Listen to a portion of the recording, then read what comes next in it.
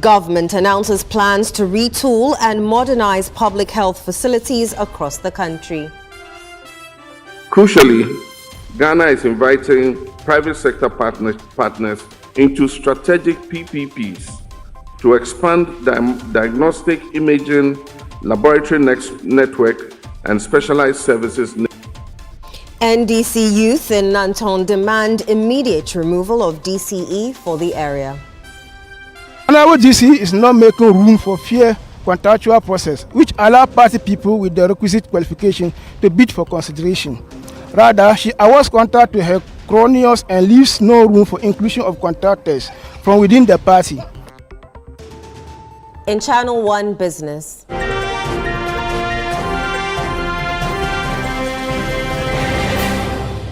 Institute of Economic Affairs wants government to suspend ratification of lithium mining agreement.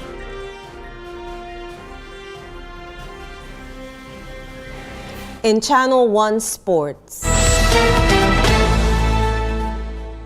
Black Stars coach Otuado urges GFA to invest FIFA participation fund in youth development.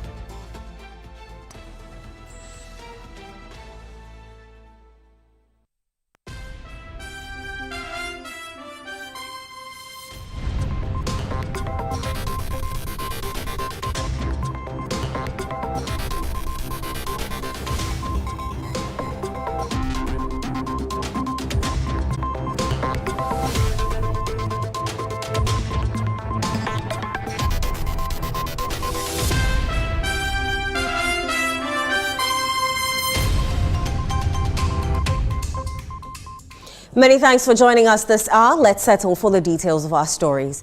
The minority in Parliament has called for the withdrawal of a letter officially declaring the Kpandai parliamentary seat vacant following a High Court ruling ordering a rerun of the constituency's election. The development comes after Parliament on Monday, December 8, 2025, formally notified the Electoral Commission of the vacancy.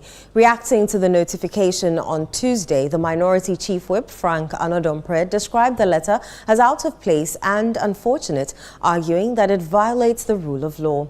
Let's go live to Parliament, where our correspondent, Ni Ayikwe Okan, is standing by. Ayikwe, many thanks for joining us. A very busy day in Parliament, I must say. Indeed, it's been a long day today, full of chaos and clash between the majority and minority side of the House. After the minority caucus made it clear on the floor that the Speaker must direct the Clerk of Parliament to withdraw the letter that was ferried to the Electoral Commission declaring the Kpandai seat vacant. After this particular notice was issued to the House, it's been followed by chaotic scenes here and there. Attempts by the First Deputy Speaker, Bernard Ahiafo, as well as the Speaker himself, Alban Bagbin, to ensure calm or peace is restored on the floor have proven unsuccessful, to the extent that once the minority side decided to call for an adjournment of the House, the majority side decided to continue with business of the House. I have been joined by one of the members of Parliament from the minority side, MP for Ota, for Vincent Ekwasifwa, to speak to him briefly on what happened today on the floor. Now, we saw on the floor of the House that in as much as you were resisting the commencement of public business, it did take place. What exactly is the plan for tomorrow? Are you going to see the same thing here? There is going to be a resistance, a consistent resistance, at least for the week. And we are going to do so within the confinement of the law. We believe that we are practicing a constitutional supremacy. We believe that Ghana is a democratic state. And part of the principles of what constitutional supremacy is justice and fairness. It is my belief that the Speaker of Parliament on the 27th of November, when he ruled that there is an automatic 7 days that is supposed to be used as, if you like, a stay of execution per the rules of court. After the 7 days, the Speaker also indicated that if you make an application for the stay of execution, or if you like an application for an appeal, what that means is that it is also a stay of execution. It beats our imagination to have the Speaker of Parliament to direct the Clerk of Parliament, for the Clerk of Parliament to write to the Electoral Commission, which is at variance to the Speaker of Parliament's own earlier ruling on the floor of Parliament. It is just at variance from it. The Speaker of Parliament gave a ruling on the 27th. How will the Speaker of Parliament now direct the clerk to now write to the EC that the EC should conduct election within the 30 days? So we are sending the signal that for us on the minority side, we are going to ensure a sustained resistance, at least for the next 1 week or 2 weeks, to drum home our concerns. Other than that, we are not going to cooperate for government business to go on. All right, thank you so much for speaking to us. That's the Member of Parliament for Ota, for Vincent Eko Asifua, speaking to us on what transpired on the floor of Parliament today. He has indicated that the Minority Caucus would continue with this resistance until their demand is heeded. Reporting from Parliament, Ni Ayikwe Okai. My colleague Ni Ayikwe Okain with that interview with Vincent Eko Asifua. We're going to pick an insert that Ni Ayikwe Okain filed earlier on this particular story. Following an order by the Tamale High Court for a rerun of the 2024 Kpandai Parliamentary election, the Clerk to Parliament, upon receipt of this order of the court, has written to the Electoral Commission declaring the Kpandai seat vacant. However, the Minority Caucus, in a statement on the floor on Tuesday, demanded the immediate reversal of this particular letter because, according to them, the MP has filed a stay of execution, hence the need for the court to rule on it before any further action. This generated an uproar on the floor of Parliament as the Minority Caucus, who were clad in black attire on Tuesday, protested by banging on tables and also chanting war songs against this particular directive by the Clerk of Parliament to the Electoral Commission. Let's bring you highlights of what happened on the floor on Tuesday. Speaker, we strongly submit that the letter that was filed to the Electoral Commission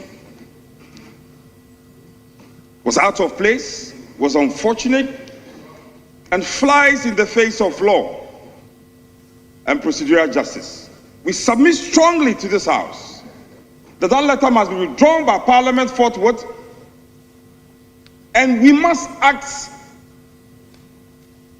and stay consistent with the pronouncements of the chair, for that matter, the Speaker, on this same matter. We in the minority do not agree to the writing of this letter. We make a strong position that that letter must be withdrawn forthwith. This decision will not stay. This decision will not stay. And Speaker, we humbly call upon you to instruct the clerk. The clerk must be instructed forthwith to withdraw that letter and act according to law.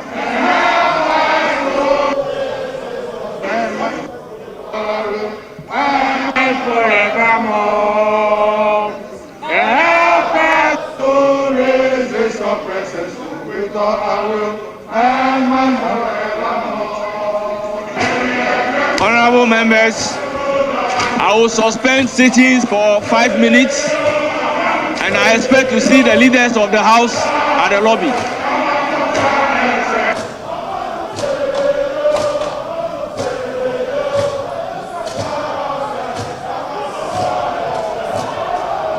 Speaker.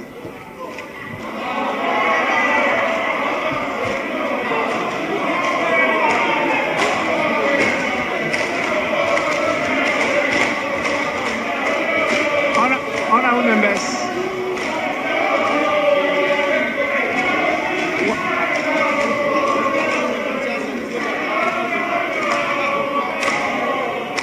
Majority Leader.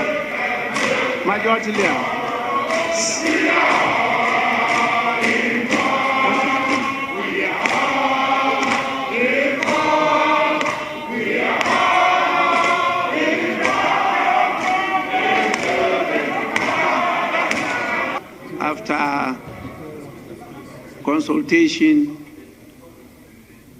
I will suspend sitting for 5 minutes. I'll be back within 5 minutes. Sitting is accordingly suspended. Well, the Minority Caucus has stated clearly that cooperation would suffer in the House should the Speaker as well as the Majority Caucus fail to heed to their demand for the immediate withdrawal of the letter to the Electoral Commission declaring the Kpandai seat vacant. Reporting for Channel 1 News from Parliament, Ni Aikwe Okain.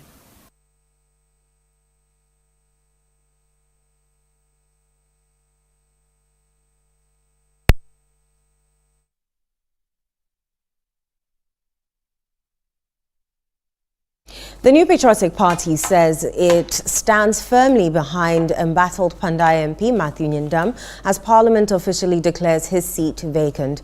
This follows a High Court order for a rerun of the 2024 Kpandai parliamentary election.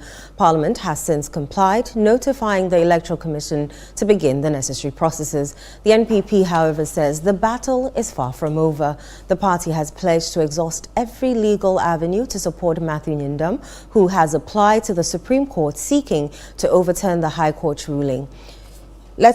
Joining me in studio is Director of Communications for the NPP, Richard Ahiagba, to discuss this issue further. Good evening and welcome to CNR. Good evening. How are you? I'm very well. How are you? Quite well. Right. Not exactly, but I'm okay. Good to know. Yeah. To begin with, how do you respond to concerns that the conduct of the NPP MPs today was, for want of a better word, distasteful? Well, good evening again, and evening to your viewers. The conduct of the minority which is rolling on your screen is democratic. That's the look and feel of democracy. So to describe it otherwise would be seeking to characterize something other than democracy. But what they are doing there is the evidence, and people in a democracy ought to do that when they feel that people are using other means to upend the fundamental basis of a democracy, which is election. People are using other means to change how people lead and represent people in Parliament. What exactly do they intend to achieve with these disruptions, given the fact that the clerk has already notified Parliament? In a democracy, all you have is your voice, and they are exercising that. The clerk to Parliament, and I heard the majority leader quote the Constitution, I think Article 1125 or so, which then gives the clerk, the powers to do what he was doing, and so therefore, inevitably, following the 7-day maturation, he ought to notify the Electoral Commission. But the clerk is an interested party. He's been served with all the processes, including the notice of appeal at the appeals court. He's been served on that. Even the judicial review request before the Supreme Court, he's been served in that. So given that, okay, he needed to have at least allowed for that, because what we're dealing with is not just any normal situation. We're talking about a democratic right, the will of the people of Kpandai, that is come under attack by the judiciary to say that the choice of people in Kpandai should just be set aside over an agitation involving 500 votes in 41 police stations. That is not proportional decision to make. It's almost like taking a sledgehammer to kill an ant. And so if you are a Democrat, you resist that by every means democratic. And if you look at some precedents, okay, even in in this Fourth Republic, there have been instances where parliamentarians have been, their elections have been avoided. I go back all the way, I think 2001 or so, one of the NDC MPs, one Samuel Yimaka or something, he had a situation where his election was voided, but Parliament treated him as MP whilst he was pursuing an appeal of that process. The Mr. Honorable Jachikwesin's case that the NDC is their refrain when you say that they go back to that. Even him was not treated the way they are treating Honorable Nyindam. Because before he was sworn in, January 7th, there was a case pending against him, but then he was sworn in. His election was only nullified, I think, in July of 2021, right? And even that, he continued to be in Parliament. He continued to be in Parliament. It was in 2022 when the Supreme Court issued an order injuncting him from acting as an MP. And even that, his seat was not declared vacant. It was in 2023 when the Supreme Court gave a final decision in that matter. Before his case, his seat was declared vacant, and we went to have to contest for that. So the point here is that why hasn't all these things applied to Nyindam? Especially when the clerk is served with the process. Just tomorrow, the stay of execution will come up for hearing. The notice of appeal is coming. The judicial review at the Supreme Court is coming. Is that to say the NPP has already filed? Yes, all these processes are filed. And in fact, today a search was done, which indicated that the third party in this case, being the clerk, has a copy of all these processes. So the question now is that why the hurry? Why the hurry, especially in a democracy? Look, we make the collective mistake in the country where when these matters come, then we are looking at the law. What is the law? What's the law? Fundamentally, in a democracy, what you're looking at is the people's right to select their leader. That precedes anything. Okay. So when people have gone to select their leader, which is the raison d'etre of any democracy, you cannot upend that simply because there's a ruling. When that ruling actually is up for an appeal, you exercise caution. So that's why you see that in Parliament. Right. We are not going to understand this, especially if they are speaking democracy, which is what the majority leader is on his feet talking about, quoting constitution up and down. If you are doing that, then you must respect the processes that gives support to people's choice. If you have a case about 41 police stations, and what is at issue is about some 500 votes, and you have lost the election with much more than 500 votes, 3,734 votes. So we can even agree to give you the 500 votes. That will not make you the winner. Right. So why is the judge looking at this and asking that we do a rerun instead of examining the issues that have been put before him? This is not right. In our view, the NDC is seeking to earn what it couldn't earn on the 7th of December in the polls through the back door, using the judiciary. After all, now, they have instilled some measure of fear in the judges. We must admit that. Because if you can remove the Chief Justice, who else can't you remove? Because over there, the processes are more extensive. So, but look at that, he's gone, or she's gone. On the substantive issues of the clerk's letter to the EC, which laws do you believe have been breached? We're saying that we're not contending any law that is breached. Okay. But I made a point to you that in a democracy, the law comes after, okay, the democratic right of citizens. The law restrains the abuse of the rights that democracy provides. But the law is not the essence of democracy. So if you are arguing law in a democracy, you are getting it wrong. But the rights of people are at issue. And if you are dealing with that, you ought to be mindful. I was making the example to somebody earlier, that imagine that the 2012 election, which was contested, in court, in that election petition 2013, imagine that there is a certain outcome where the judges say that, no, President Mahama didn't win the election, and it's Akufo-Addo who won. But meanwhile, he's been sworn in. Okay, his operation, I can use even the 2020 to contest and make this example. Can you imagine what will happen? Right. You understand? The chaos.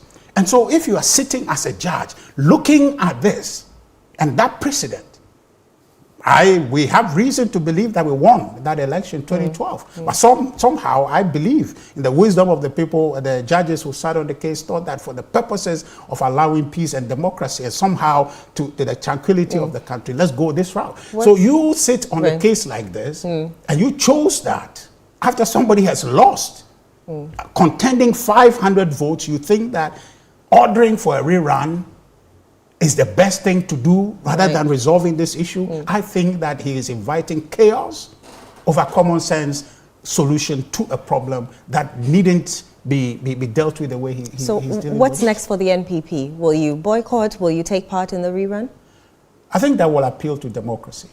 And our appeal to democracy is to appeal to you and to appeal to all of us to say that this is something we should not countenance. This is something we should not allow to obtain, because if it does, it provides bad incentive for art actors in the future who can also look upon this and say that we can even do worse because in the past this was done. And I have just shown you precedent to show that in the past people were indulged. Even Abu Sakande, who is a member of our party, when he had this issue of his eligibility, his seat was not declared vacant. He went through the process until his incarceration. Okay, that's when his inability to serve as an MP came up, and then the seat was declared vacant. But on an instance from the High Court, then you just proceed to do this. We think it's in bad faith, it's not democratic. So what you see are a group of people determined to defend our democracy, and on your other side, whichever side they are, right or left, where the NDC is standing, there are a bunch of people who are in above their head, thinking that because they have so much numbers in Parliament, they can do whatever they want to do to oppress and to affect our democracy. And I want to make this quick example. I know you want to move on. You just saw what happened in Benin. And before Benin, there was Guinea-Bissau. Our democracy is not foolproof. In fact, this second wave of democratic renaissance in Africa started in Benin in 1991. They went ahead of us. Their democracy is more mature than ours. And so when you're seeing these things and you have people tinkering with our democracy in the manner they are doing it, you don't take it lightly. We all as citizens must stand and tell the NDC that this is not the way to go, and appeal respectfully to His Excellency John Dramani Mahama and say, tell the NDC to stay their hands. What they are doing is dangerous. It is aiming dangerously at our democracy, and they should stop it. Mr. Hegba, always a pleasure. Thank you. Thank you kindly. Let's move on to some other stories now. Government has announced plans to retool and modernize health facilities across the country as part of Ghana's contribution to Africa's health transformation agenda. President John Mahama made the announcement at the WHX Leaders Africa Summit in Accra, where he highlighted the country's commitment to innovation, digitalization, and improved healthcare delivery across the country. There's more in this report. The Health Summit in Accra brought together leading figures from across the continent to discuss critical issues shaping Africa's healthcare sector. Health Minister Kpandai Kando emphasized that healthcare systems across Africa could become fully digital and AI-enabled, provided the continent accelerates investment and embraces collective action. If Africa embraces bold action and collective effort, the continent that emerges in 2050 will be profoundly different. Africa will be a global hub for pharmaceutical and vaccine production. Our hospitals will be digitally connected and AI-enabled. African researchers and entrepreneurs will shape global science. Our financing scheme systems will support universal access. And Africa will take its rightful place as a leader in global health governance. President Mahama outlined Ghana's contributions to the continent's health transformation agenda. He noted that these initiatives align with continental priorities under Agenda 2063, Africa's new public health order, and global commitments under SDG 3, all of which require African nations to move from ambition to concrete action. Mahama Cares seeks to break that cycle. It positions Ghana as a regional hub for specialized care, advanced research, and cutting-edge innovation. To complement this, we also will implement a universal free primary health care program, ensuring that cost never prevents any Ghanaian from receiving essential care. This initiative strengthens community health systems, expands digital health services, and shifts our health model decisively towards prevention, early detection, and community-driven care. Crucially, Ghana is inviting private sector partners, and this is what I was talking about, into strategic PPPs to expand diagnostic imaging, laboratory network, and specialized services nationwide. In addition, President Mahama called for strategic partnerships to establish large-scale vaccine production hubs on the continent. Africa seeks a new paradigm of partnership, one that is defined not by dependency, but by co-investment, innovation, and shared values. So we call on vaccine manufacturers to partner with us to build African vaccine production hubs. We call on pharmaceutical companies to expand into biologics, generics, and essential medicine manufacturing in Africa.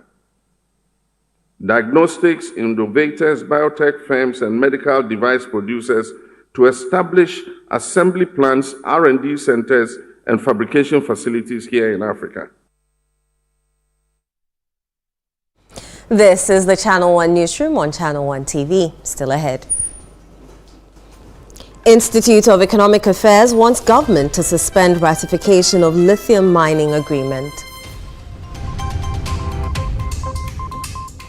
We have the details shortly. Do stay.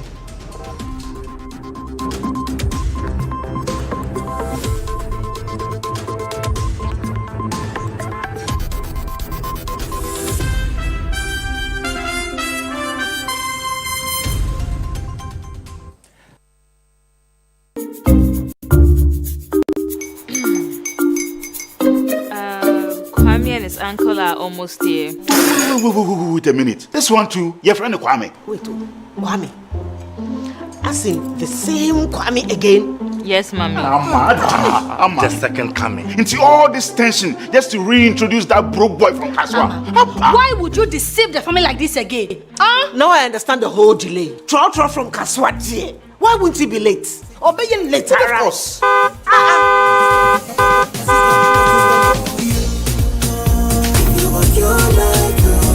Star 712 hash, star 712 hash. Yeah, you go be the luckiest. Copy from Georgia be luckiest. From Latveria, cause she be luckiest. Yeah, you go be luckiest. No matter why you're lucky, everybody go be the luckiest. That's Kwame! Send your God the apple boom. If you put it toy, so would the coming of the Son of Man be. Is that his car? Dial star 712 hash. Choose your ticket. Enter your lucky number. Follow the prompt and let destiny handle the rest. This promotion is regulated by the NLA on the Caritas platform. Your health is in your hands, but at some point, it passes on to us. At Mintuba Hospital and Coloproctology Center, we believe that quality healthcare isn't a privilege, it's a right. Equipped with cutting-edge technology, we are fully prepared to effectively deal with all colorectal and proctological conditions. Our team of highly skilled doctors, surgeons, and nurses are renowned for their expertise in minimally invasive and painless laser, ligature, and longoproctological surgery. We are committed to providing a wide range of services to meet the diverse needs of our patients. Mintuba Hospital, your health is our priority. Visit Mintuba Hospital today or call us at 0244 581 541 or 0271 054 204. Mintuba Hospital, in to serve a peculiar health need. Christmas, my favorite time of the year. This festive season, Volta Serene Hotel invites you to experience the magic of Christmas and New Year like never before. From 20th of December to the 1st of January, step into a world of joy, music, laughter, and celebration. We begin on the 20th with a soulful carols night, filling the air with warmth and melody. Then, on 23rd and 24th of December, arrive in style as we welcome you with fresh coconut and local treats. Christmas Day brings pure delight, exciting exciting moments for kids, relaxing escape for adults, and an elegant all-white dinner under the stars, crowned with a spectacular fireworks display. On Boxing Day, embrace culture and rhythm, from picnics and traditional dance to an unforgettable high life and old school night. As the week unfolds, enjoy movie night, live music, karaoke, and endless fun, until we welcome 2026 with a breathtaking fireworks show on New Year's Eve. Special Christmas packages starting from 4,050 for individuals, 5,250 for couples, and 8,900 Ghana cedis for a family of 4 for 2 nights. Call or WhatsApp 0541 539 867 or 0362 025 243 to book your experience today. Volta Serene Hotel. Feel the serene touch. This is AFCON, my friend. Everything is a competition. Everything.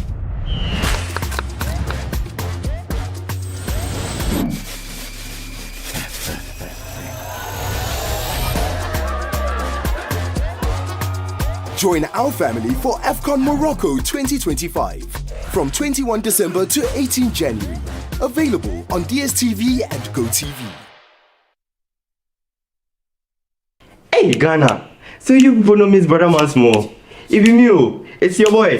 Kill them all, kill them all. But this time, I'm not only killing mosquitoes, I am killing the greats. See? This wouldn't have been possible if I didn't have the perfect mosquito-free atmosphere. Thank you, Out Insecticide. And yeah, Out Mosquito Coil. For a mosquito-free atmosphere, trust Out to... You are not serious. Out Insecticide. So ya boa, faha. You are welcome to two of Ghana's finest addresses, Willow Lane and Alphabet City, located at Sakumo. Alphabet City is a premier gated community with 24/7 security. Willow Lane, where luxury meets comfort, spacious 4-bedroom homes with walk-in closet, elevators, and gourmet kitchen. 2 lifestyles, 1 trusted developer at Waylead. Our buildings are ready for you to move in right now. So visit waylead.org or call 0240 111119 to book a private tour today. Waylead, your trusted home builder.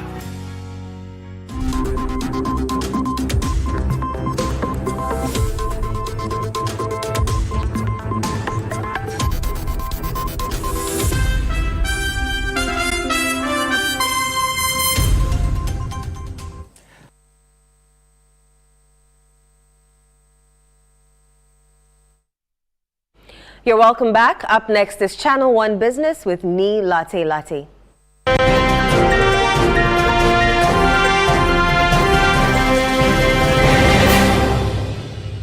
Channel 1 Business is brought to you by MTN and EcoBank.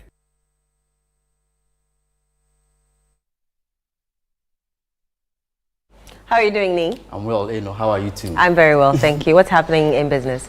Well, the Institute of Economic Affairs is asking government to suspend the ratification of the current lithium mining agreements before Parliament, warning that the deal does not secure long-term value for the state.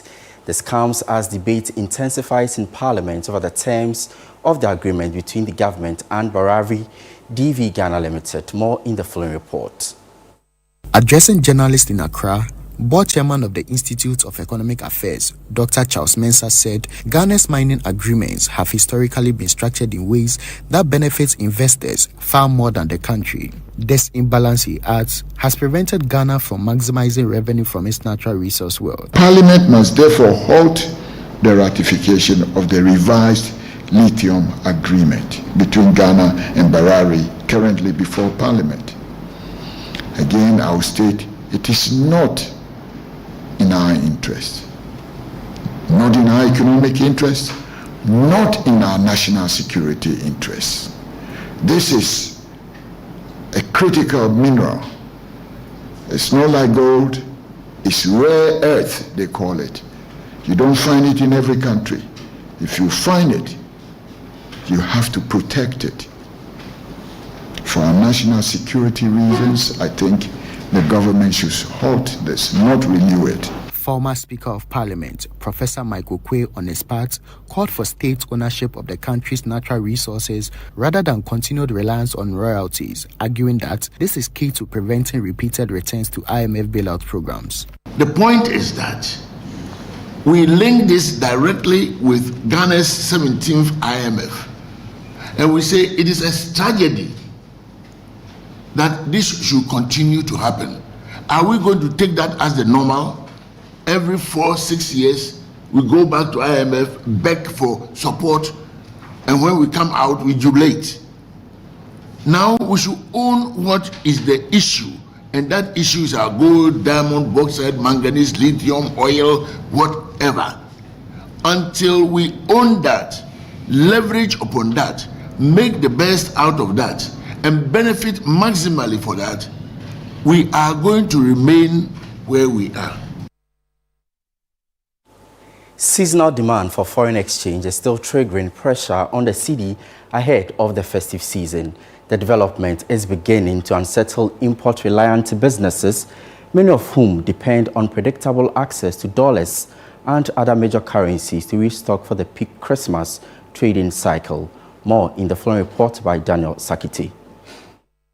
The annual surge in forex demand that typically characterizes the last quarter of the year is once again shaping market sentiment. Importers are scrambling for additional liquidity to finance shipments, prompting early signs of depreciation across key trading currencies. On the interbank market, the dollar is quoted at 11 cedis 43 pesos, while the British pound and euro are trading at 15 cedis 21 pesos and 13 cedis 28 pesos respectively. However, pricing at forex bureaus tells a different story, with the dollar hovering around 12 cedis 30 pesos, the pound at 16 cedis 40 pesos, and the euro at 14 cedis 40 pesos. The widening spread between official and retail rates signals mounting pressure and growing competition for limited supply. The divergence has become a key indicator of tightening market conditions as importers push to secure stocks for December sales. Despite the strain, the Bank of Ghana has been active in the market, injecting an estimated $10 billion since January 2025 to help stabilize the local currency. The central bank is closely tracking market dynamics and remains ready to deploy what it calls appropriate monetary policy tools to contain volatility and anchor stability in the weeks ahead.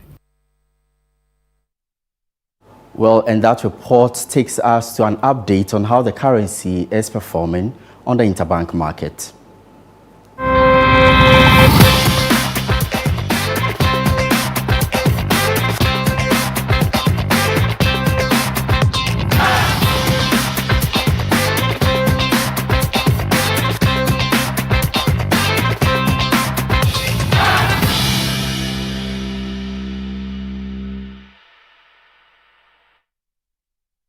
Well, finally, Ghana's housing sector is currently weighed down by a deficit of about 2 million units.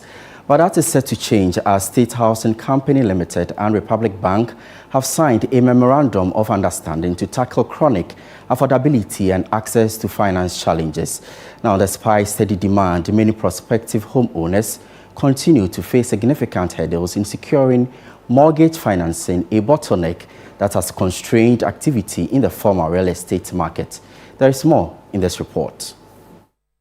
According to the World Bank, Ghana needs between 70,000 and 133,000 housing units annually, yet only a third of this demand is met. The supply imbalance is further widened by an oversaturation of high-end units, targeting affluent buyers, coupled with a persistent shortfall in affordable housing for middle and low-income households.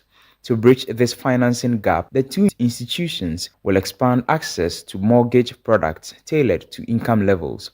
The Managing Director of State Housing Company Limited is John Bauer. Our aim with Republic Bank is to open up accessibility to all working Ghanaians who are able to demonstrate creditworthiness with the bank to be able to apply for a mortgage when they're buying from us.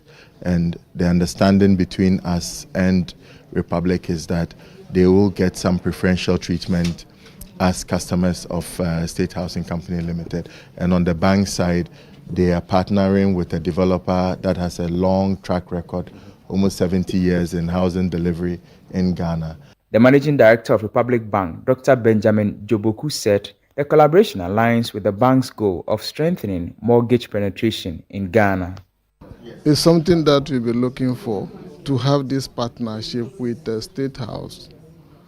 The reason being, they will be the suppliers, they will be the developers. So the bank will be on the demand side. And therefore, this partnership is significant.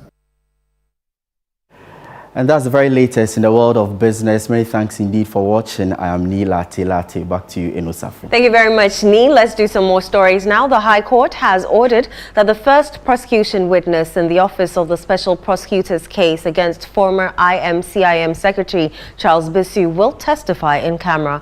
The judge ruled that closing the proceedings to the public and media is necessary to protect the witness's identity and ongoing undercover operations. The court noted that although the Constitution upholds open hearings, the law permits restrictions where required to safeguard lives and ensure the proper administration of justice. There's more in the following report.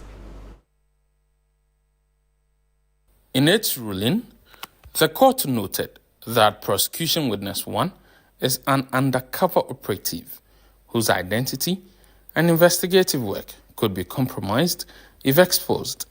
The judge took judicial notice of previous incidents of violence against investigative journalists in similar environments and concluded that a reasonable operational risk exists should the witness's face or identity be made public. The court stressed that the directive does not violate the fair trial rights of the accused persons who have full opportunity to cross-examine the witness. Under the court's directives, prosecution witness 1's evidence in chief, cross-examination and all questioning will be conducted in camera. Only the accused persons, their lawyers, court staff and security officers will be permitted inside the courtroom. Accredited journalists may apply for records of the proceedings, but sensitive details such as a witness's residential address will be redacted. The registrar has been instructed to put in place all necessary arrangements for the closed-door testimony. Meanwhile, the Criminal Court 4th Division of the High Court in Accra has granted bail to former National Petroleum Authority Chief Executive Dr. Mustafa Abdul Hamid and 9 others.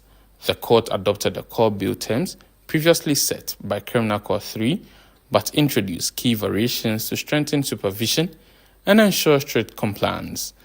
Under the revised conditions, Dr. Abdul Hamid, Jacob Kwamina Amwa, and Wendy Newman must now report to the registrar of the court rather than investigators on the first and last Tuesday of every month. The registrar must submit monthly compliance reports, and the court warned that any breach will trigger a bench warrant regardless of whether the court is sitting. Residents and business owners within Pong are calling on government to immediately decommission the Pong dam site. According to them, several promises by authorities to address their concerns have not yielded any results.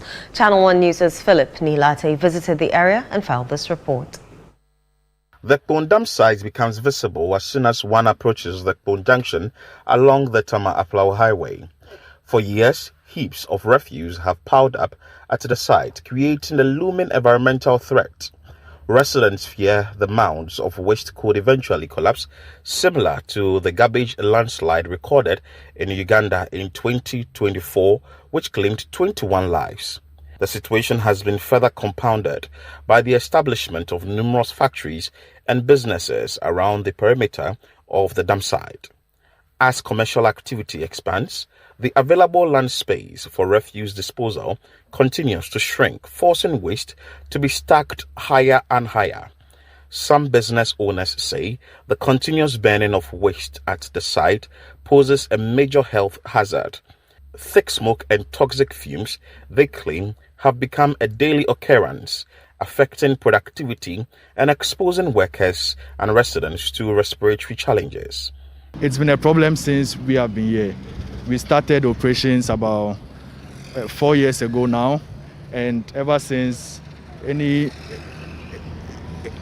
person that comes here always points it out that this is our place, this is our environment, it's not good for business.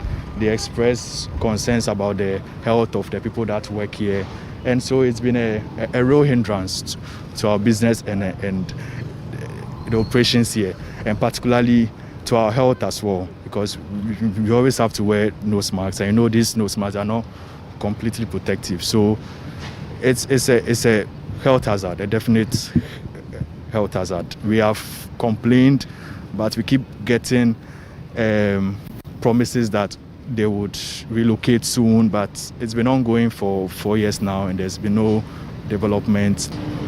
I suppose so. It's valid because, as you can see, there's no. So I'm not sure how far back it reaches because I only have this view. But I suppose there's a real threat of a landslide as well. And I also spoke about the fires.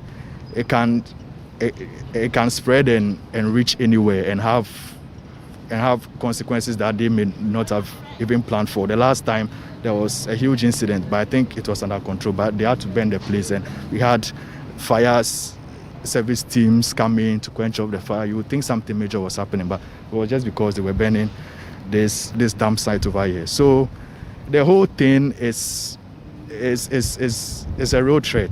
Residents in the area corroborated the urgent need for the Kpandai site to be decommissioned. They note that the stench, smoke, and health risk have made life unbearable, and they fear a disaster may be imminent if nothing is done. Remember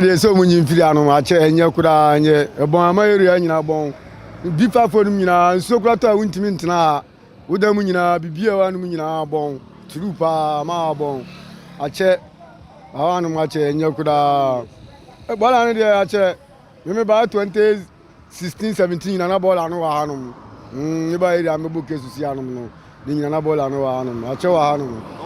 I am a bomb for allegation. I want demonstration. So I'm putting soon here. You come, ball and soon you come. Ball and they disturb well, high. I show Tona say a year ball and soon I'm here them. Toilet be got us a 1 year in and baby at 1 soon you did your hand at that. I wish you were her in ye, just Sabans on your Moana Balano, on Catastrophe, now as soon as you make a crack, Yansakoyano, workers be brave, will be 5 plenty. Now, Nipper be brave, Mount, your best Sabans on my moi. So bet you am for money measure, dear Costa, and in a moment more jetty. Just Sabanos on my one, Mocatabalan, so my, now your brother Eliamuapa. A broso cry. I am my broso. A broso cry. Beg a crack B5 for a bebunu. A bebu B5 for no. Machine piano, gusu piano, piano band. She said, bet me, come to money by share, I'm bones and your brepa. They are therefore appealing to the government, the Environmental Protection Agency, and the various assemblies to speed up efforts toward the closure of the dam site and provide sustainable, environmentally safe waste management system for the community. This is the Kpandai site, which is full to capacity. Well, this dam site receives refuse from over 5 municipalities in the Greater Accra region. Well, the dam site is full, and that has resulted in the need for the government, together with the private sector, to commission a new site where refuse from these 5 municipalities will be taken to. Reporting for Channel 1 News, I am Philip Ni Latte. This is still the Channel 1 Newsroom on Channel 1 TV. Still to come. Black Stars coach Otuado urges GFA to invest FIFA participation fund in youth development. We have the details shortly. Don't go away.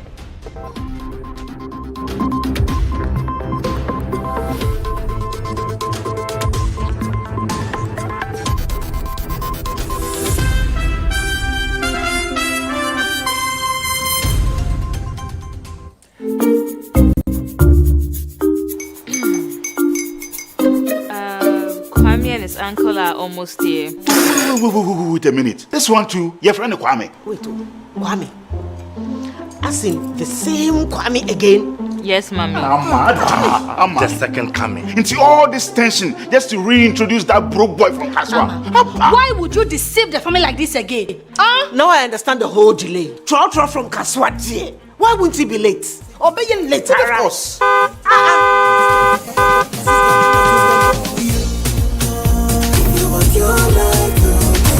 712 hash, star 712 hash.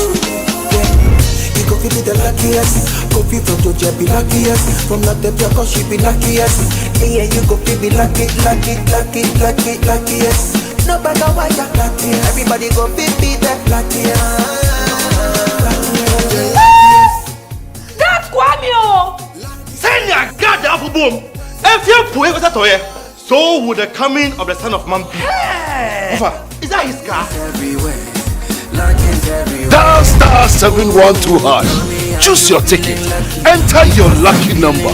Follow the prompts and let destiny handle the rest. This promotion is regulated by the NLA on the Caritas platform.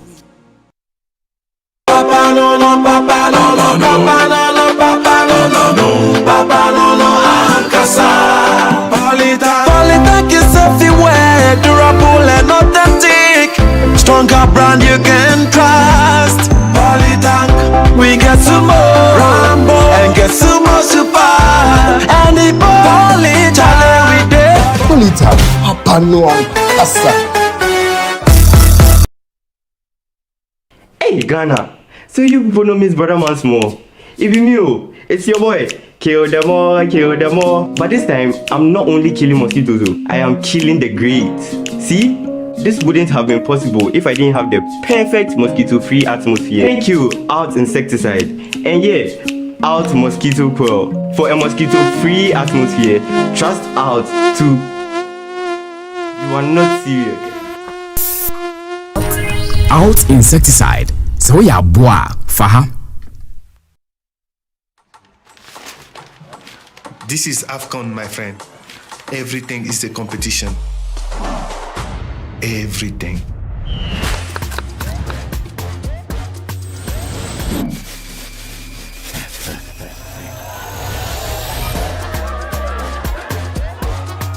Join our family for AFCON Morocco 2025 from 21 December to 18 January. Available on DSTV and GoTV. In December 2023, the biggest play in the history of African theatre made its debut. The God of Iron, I stand on oath. You saw it. We sent you all the way to Ileife to bring us greetings from Ifa. By popular demand and in honor of Maoli Semevo, Image Bureau, in partnership with April Communications and the National Theatre, presents The Gods Are Not to Blame this December 17th, 7 p.m., 18th, 7 p.m., and 19th, 5 p.m. and 8 p.m. at the National Theatre. Visit www.imagebureaugh.com or dial star 714*46# for your tickets. Single 250 cedis, double 400 cedis. Supported by New Plant Car Rentals, Ghana Tourism Authority, Balakwa. Sponsors Stambic Bank, our media partners, and proudly brought to you by MTN.